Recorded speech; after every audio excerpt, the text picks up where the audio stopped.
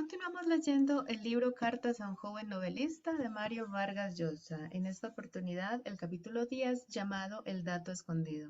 Si aún no te has suscrito, suscríbete, clica la campanita y no te pierdas ninguno de los episodios de este libro ni del contenido que voy a continuar subiendo en mi canal. Querido amigo, en alguna parte, Ernest Hemingway cuenta que en sus comienzos literarios se le ocurrió de pronto en una historia que estaba escribiendo suprimir el hecho principal, que su protagonista se ahorcaba. Y dice que de este modo descubrió un recurso narrativo que utilizaría con frecuencia en sus futuros cuentos y novelas. En efecto, no es exagerado decir que las mejores historias de Hemingway están llenas de silencios significativos, datos escamoteados por un astuto narrador que se las arregla para que las informaciones que calla sean, sin embargo, locuaces y asusen la imaginación del lector, de modo que éste tenga que llenar aquellos blancos de la historia con hipótesis y conjeturas de su propia cosecha. Llamemos a este procedimiento el dato escondido y digamos rápidamente que, aunque Hemingway le dio un uso personal y múltiple, algunas veces magistral, estuvo lejos de inventarlo, pues es una técnica vieja como la novela. Pero es verdad que pocos autores modernos se sirvieron de él con la audacia que el autor de El viejo y el mar. ¿Recuerda usted ese cuento magistral, acaso el más célebre de Hemingway llamado Los asesinos? Lo más importante de la historia es un gran signo de interrogación. ¿Por qué quieren matar al sueco Ole Anderson, ese par de forajidos que entran con fusiles de cañones recortados al pequeño restaurante Henry's de esa localidad innominada? ¿Y por qué este misterioso Ole Anderson, cuando el joven Nick Adams le previene que hay un par de asesinos buscándolo para acabar con él, rehúsa huir o dar parte a la policía y se resigna con fatalismo a su suerte? Nunca lo sabremos. Si queremos una respuesta para estas dos preguntas cruciales de la historia, tenemos que inventarla nosotros, los lectores, a partir de los escasos datos que el narrador omnisciente e impersonal nos proporciona. Que antes de avecindarse en el lugar, el sueco Ole Anderson parece haber sido boxeador en Chicago, donde algo hizo, algo errado, dice él, que selló su suerte. El dato escondido o narrar por omisión no puede ser gratuito y arbitrario. Es preciso que el silencio del narrador sea significativo, que ejerza una influencia inequívoca sobre la parte explícita de la historia, que esa ausencia se haga sentir y active la curiosidad, la expectativa y la fantasía del lector. Hemingway fue un eximio maestro en el uso de esta técnica narrativa, como se advierte en The Killers. Ejemplo de economía narrativa, texto que es como la punta de un iceberg, una pequeña prominencia visible que deja entrever en su brillantez relampagueante toda la compleja masa anecdótica sobre la que reposa y que ha sido birlada al lector. Narrar callando mediante alusiones que convierten el escamoteo en expectativa y fuerzan al lector a intervenir activamente en la elaboración de la historia con conjeturas y suposiciones. Es una de las más frecuentes maneras que tienen los narradores para hacer brotar vivencias en sus historias, es decir, dotarlas de poder de persuasión. ¿Recuerda usted el gran dato escondido de la, a mi juicio, mejor novela de Hemingway, The Sun Also Rises? O debe ser El sol también se eleva o amanece, no sé. Esa misma, la impotencia de Jake Barnes, el narrador de la novela, no está nunca explícitamente referida, ella va surgiendo. Casi me atrevería a decir que el lector, espoleado por lo que lee, la va imponiendo al personaje, de un silencio comunicativo, esa extraña distancia física, la casta relación corporal que lo une a la bella Brett, mujer a la que transparentemente ama y que sin duda también lo ama, o podría haberlo amado si no fuera por algún obstáculo o impedimento del que nunca tenemos información precisa, La impotencia de Jake Barnes es un silencio extraordinariamente explícito, una ausencia que se va haciendo muy llamativa a medida que el lector se sorprende con el comportamiento inusitado y contradictorio de Jake Barnes para con Brett, hasta que la única manera de explicárselo es descubriendo, inventando, su impotencia, aunque silenciado o tal vez precisamente por la manera en que lo está. Ese dato escondido baña la historia de The Sun Also Rises con una luz muy particular. La celosía de Rob Grillet, La Jalousie en francés, es otra novela donde un ingrediente esencial de la historia, nada menos que el personaje central, ha sido exiliado de la narración, pero de tal modo que su ausencia se proyecta en ella de manera que se hace sentir a cada instante.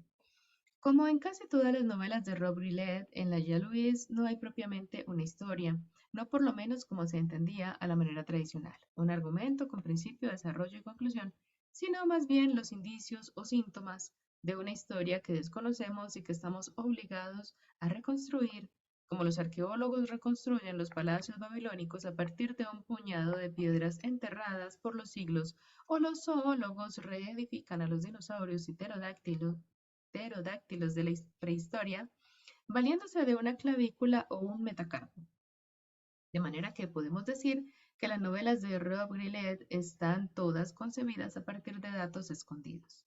Ahora bien, la Louise, este procedimiento es particularmente funcional, pues para que lo que en ella se cuenta tenga sentido, es imprescindible que esa ausencia, ese ser abolido, se haga presente, tome forma en la conciencia del lector. ¿Quién es ese ser invisible? Un marido celoso, como lo sugiere el título del libro con su ambivalente significado. Alguien que, poseído por el demonio de la desconfianza, espía minuciosamente todos los movimientos de la mujer a la que cela sin ser advertido por ella. Esto no lo sabe con certeza el lector, lo deduce o lo inventa, inducido por la naturaleza de la descripción, que es la de una mirada obsesiva, enfermiza, dedicada al escrutinio detallado, enloquecido, de los más ínfimos desplazamientos, gestos e iniciativas de la esposa. ¿Quién es el matemático observador? ¿Por qué somete a esa mujer a ese asedio visual? Esos datos escondidos no tienen respuesta dentro del discurso novelesco y el propio lector debe esclarecerlos a partir de las pocas pistas que la novela le ofrece.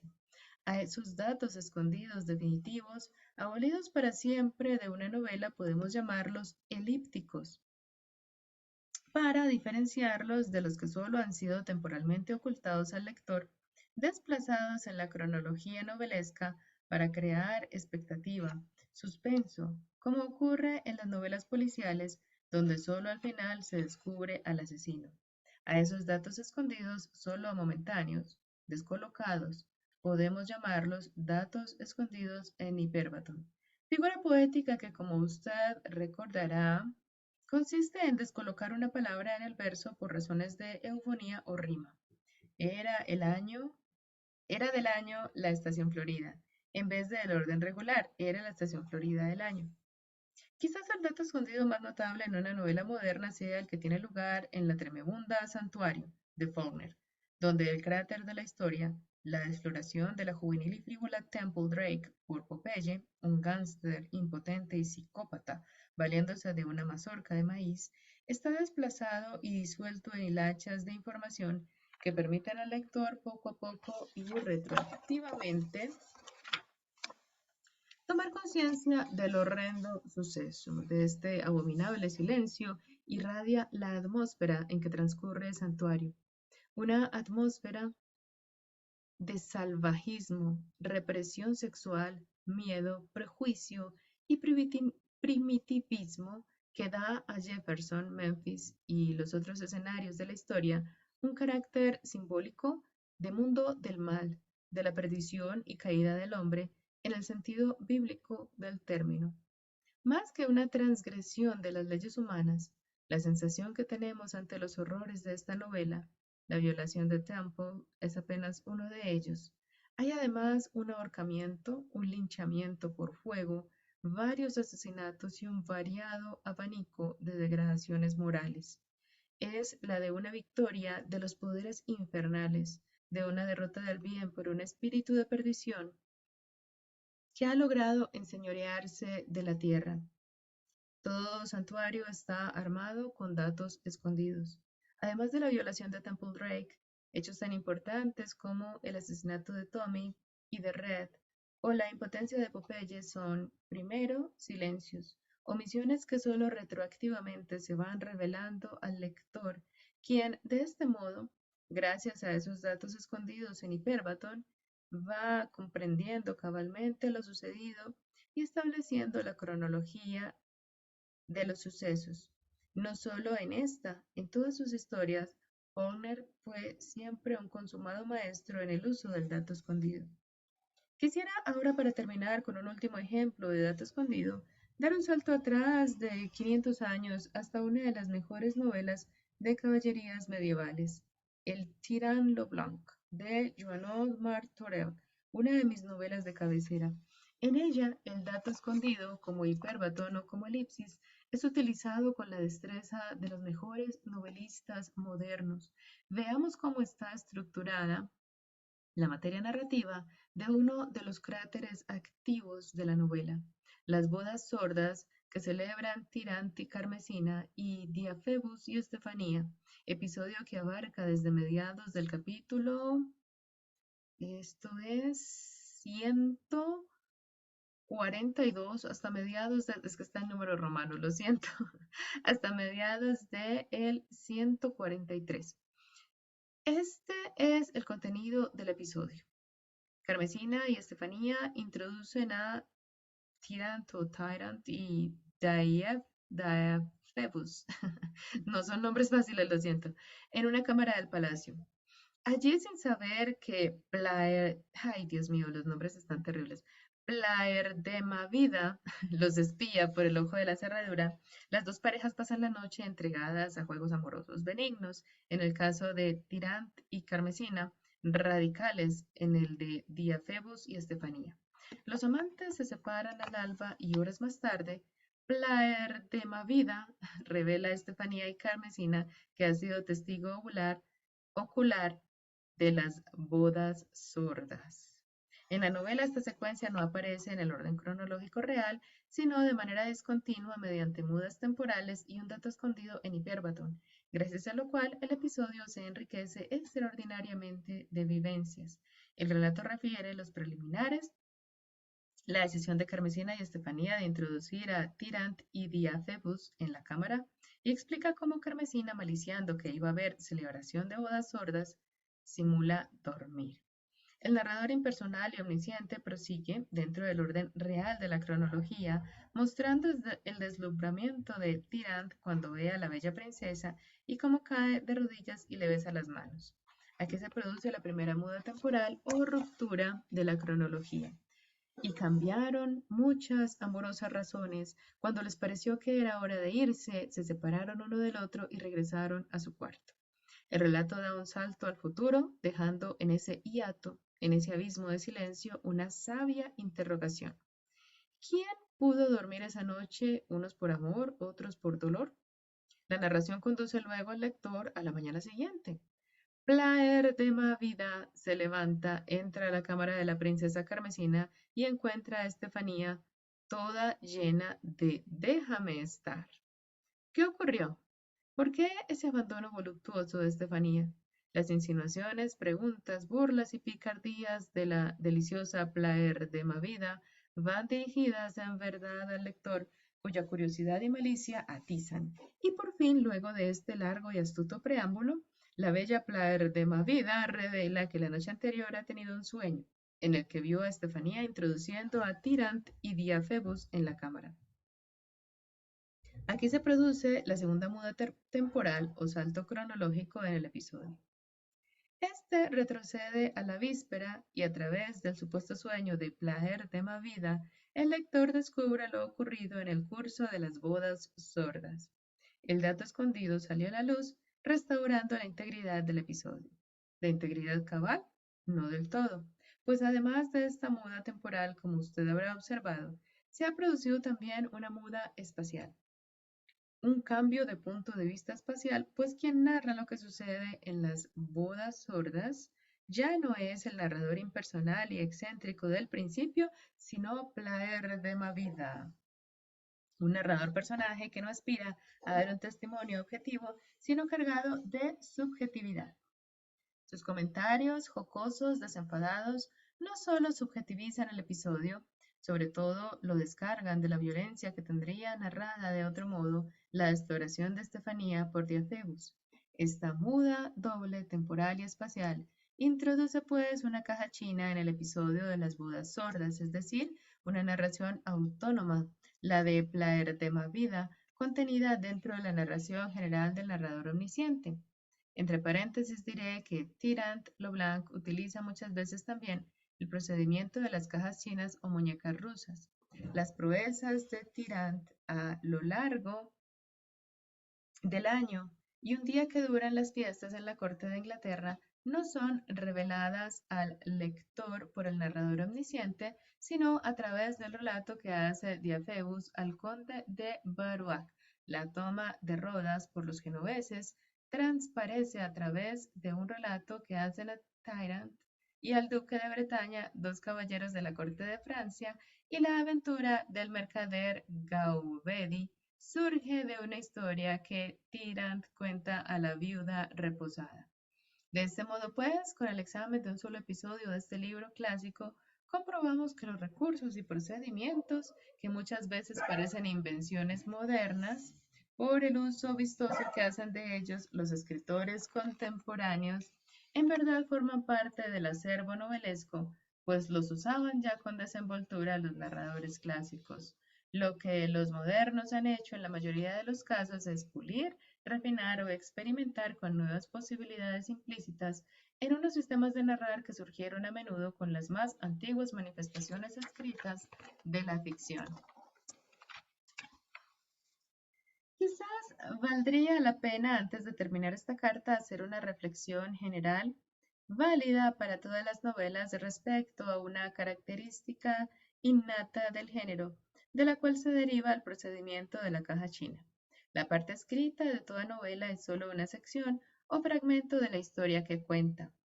Está desarrollada a cabalidad con la acumulación de todos sus ingredientes, sin excepción, pensamientos, gestos, objetos, coordenadas culturales, materiales históricos, psicológicos, ideológicos, etcétera, que presupone y contiene la historia total, abarca un material infinitamente más amplio que el explícito en el texto y que novelista alguno, ni aun el más profuso y caudaloso y con menos sentido de la economía narrativa, estaría en condiciones de explayar en su texto.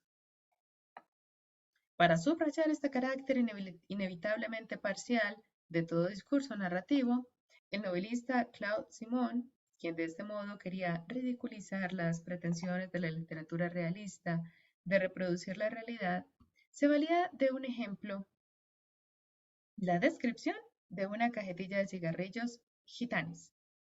¿Qué elementos debía incluir aquella descripción para ser realista?, se preguntaba. El tamaño, color, contenido, inscripciones, materiales de que esa envoltura consta, desde luego. ¿Sería eso suficiente? En un sentido totalizador, de ninguna manera. Haría falta, también, para no dejar ningún dato importante fuera, que la descripción incluyera un minucioso informe sobre los procesos industriales que están detrás de la confección de ese paquete y de los cigarrillos que contiene. Y por qué no, de los sistemas de distribución y comercialización que los trasladan del productor hasta el consumidor. ¿Se habría agotado de este modo la descripción total de la cajetilla de gitanes? Por supuesto que no. El consumo de cigarrillos no es un hecho aislado. Resulta de la evolución de las costumbres y la implantación de las modas. Está entrañablemente conectado con la historia social, las mitologías, las políticas, los modos de vida de la sociedad, y de otro lado se trata de una práctica, hábito o vicio sobre la que la publicidad y la vida económica ejercen una influencia decisiva y que tiene unos efectos determinados sobre la salud del fumador, de donde no es difícil concluir por este camino de la demostración llevada a extremos absurdos que la descripción de cualquier objeto, aun el más insignificante, alargada con un sentido totalizador, conduce pura y simplemente a esa pretensión utópica. La descripción del universo. De las ficciones, voy a parar porque mi perrito está ladrando. Bueno, continuamos donde lo habíamos dejado. Ay, tengo desconectado el micrófono. Vamos a continuar donde lo habíamos dejado. Como pueden apreciar, no estoy editando estos videos, hago la lectura y los incidentes que ocurren aquí, como que ladren mis perros o todas estas cosas, quedan aquí para su deleite. Bueno, estábamos hablando entonces de los cigarrillos gitanes. El consumo de cigarrillos no es un hecho aislado, resulta de la evolución de las costumbres y la implantación de las modas. Está entrañablemente conectado con la historia social, las mitologías, las políticas, de los modos de vida de la sociedad y de otro lado, se trata de una práctica, hábito o vicio sobre la que la publicidad y la vida económica ejercen una influencia decisiva y que tiene unos efectos determinados sobre la salud del fumador, de donde no es difícil concluir por este camino de la demostración llevada a extremos absurdos que la descripción de cualquier objeto, aun el más insignificante, alargada con un sentido totalizador, conduce pura y simplemente a esa pretensión utópica, la descripción del universo. De las ficciones podría decirse sin duda una cosa parecida, que si un novelista a la hora de contar una historia no se impone ciertos límites, es decir, si no se resigna a esconder ciertos datos, la historia que cuenta no tendría principio ni fin. De alguna manera llegaría a conectarse con todas las historias, será aquella quimérica totalidad, el infinito universo imaginario, donde coexisten visceralmente emparentadas todas las ficciones. Ahora bien, si se acepta este supuesto, que una novela, o mejor una ficción escrita, es solo un segmento de la historia total, de la que el novelista se ve fatalmente obligado a eliminar innumerables datos por ser superfluos, prescindibles y por estar implicados en los que sí hace explícitos. Hay de todas maneras que diferenciar aquellos datos excluidos por obvios o inútiles de los datos escondidos a que me refiero en esta carta. En efecto, mis datos escondidos no son obvios ni inútiles. Por el contrario, tienen funcionalidad, desempeñan un papel en la trama narrativa y es por eso que su abolición o desplazamiento tienen efectos en la historia, provocando reverberaciones en la anécdota o los puntos de vista. Finalmente, me gustaría repetirle una comparación que hice alguna vez comentando Santuario de Faulkner. Digamos que la historia completa de una novela, aquella hecha de datos consignados y omitidos, es un cubo, y que cada novela particular, una vez eliminados de ella los datos superfluos y los omitidos deliberadamente para obtener un determinado efecto, desprendida de ese cubo, adopta una forma determinada. Ese objeto, esa escultura, refleja la originalidad del novelista. Su forma ha sido esculpida gracias a la ayuda de distintos instrumentos, pero no hay duda de que uno de los más usados y valiosos para esta tarea de eliminar ingredientes hasta que se delinea la bella y persuasiva figura que queremos es la del dato escondido. Si no, tiene usted un nombre más bonito que darle a este procedimiento. Un abrazo y hasta la próxima. Hasta aquí el capítulo 10 del libro Cartas a un joven novelista de Mario Vargas Llosa. Este capítulo entonces nos habló todo el tiempo de el dato escondido, cómo algunos autores esconden un dato importante para que esto exacerbe de alguna manera la imaginación del lector, cree una intriga y muchas veces ni siquiera nos revela por completo ese dato. Si te ha interesado y gustado esta lectura, no te olvides de darle un like y compartirlo. Si no me has seguido aún, sígueme y activa la campanita. Vamos a seguir leyendo juntos porque todavía nos falta un capítulo más, que es el capítulo 11, llamado Vasos Comunicantes. Subo videos martes y jueves, nos estaremos viendo por aquí, no solamente para leer, sino para tratar muchos otros temas de literatura. Soy Olga Chavarría, escritora, y te espero. Hasta la próxima. Adiós.